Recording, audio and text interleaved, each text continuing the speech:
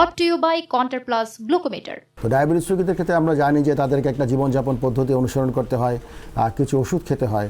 তো রমজানের মধ্যে কিন্তু সেই সমস্ত জীবনযাপন পদ্ধতি এবং ওষুধের নিয়মের কিছু পরিবর্তন আনাটা খুব জরুরি।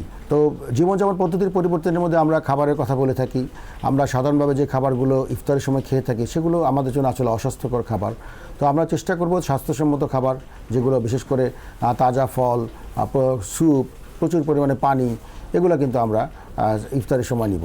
এবং সেহরিতে আমরা ভাত রুটির পাশাপাশি আমরা মাছ, মাংস বা ডিম এ ধরনের পুষ্টিযুক্ত খাবার নিব।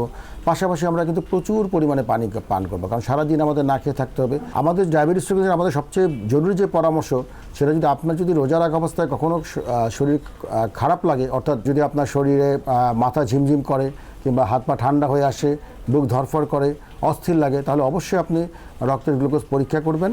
এবং সেটা যদি 4-এর নিচে নেমে যায় তাহলে অবশ্যই সেই রোজাটি ভেঙে ফেলতে হবে এবং পরে কাজা আদায় করতে হবে।